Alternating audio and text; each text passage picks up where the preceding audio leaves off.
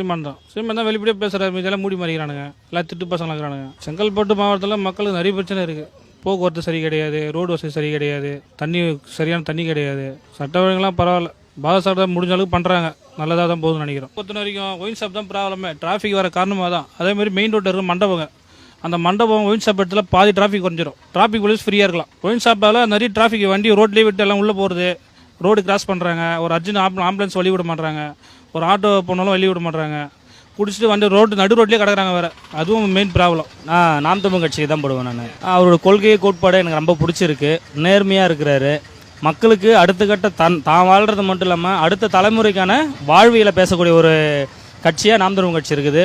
அது மட்டும் இல்லாமல் அனைத்து உயிர்களுக்குமான அரசியல் பேசுகிற ஒரே கட்சி தலைவர் எனக்கு தெரிஞ்சு அவர் மட்டும்தான்.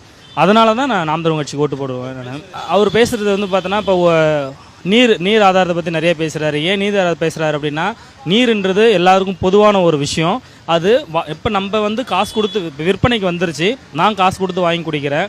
ஓரறிவு 5 அறிவுள்ள ஜீவன்கள்லாம் அதுக்கு எங்கேருந்து காசு கொடுக்கும், எப்படி கொடுக்கும், அதுக்கான நீர் தேவை யார் கொடுப்பாங்க அப்படின்றத பேசி மக்களுக்கு இளைஞர் மத்தியில் ஈஸியாக புரிய வச்ச ஒரு தலைவர்ன்றதால எனக்கு ரொம்ப பிடிச்சிருக்கு. ஒரு நீர் ஆதாரன்றது ஒரு பொது உடைமை, அது யாரும் தனிப்பட்ட முறையில் இது பண்ணக்கூடாதுன்னு சொன்ன விஷயம் எனக்கு ரொம்ப பிடிக்கும். எனக்கு செங்கல்பட்டு மாவட்டத்தில் வந்து பார்த்தோன்னா நிறைய பிரச்சனைகள் இருக்குது. இங்கே நீர் ஆதாரம் வந்து முறையாக இல்லை.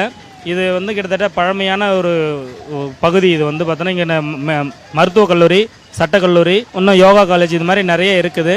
இது சரியான குடிநீர் வசதிகள் வந்து பார்த்தோன்னா இன்னும் இந்த மருத்துவக் கல்லூரி 60 ஆண்டு பழமையான மருத்துவக் கல்லூரியில் போதிய வசதிகள் எனக்கு தெரிஞ்சில்லை. நான் ஒரு லேப் டெக்னிக் ஸ்டூடெண்ட்டு, அங்கே தான் படித்தேன். 12 வருஷத்துக்கு முடிச்சு ஆகுது. நான் படிக்கும் போதே சரியான போதிய வசதிகள் கிடையாது, இன்னமும் கிடையாது. நிறைய பேர் கோரிக்கையாக வச்சுட்டு இருக்காங்க. அதனால் இங்கே வந்து பொதுவான இருக்கிறது வந்து நீர் ஆதாரம் போக்குவரத்து வந்து இது வரைக்கும் சரியாக அமைச்சு கொடுக்கல.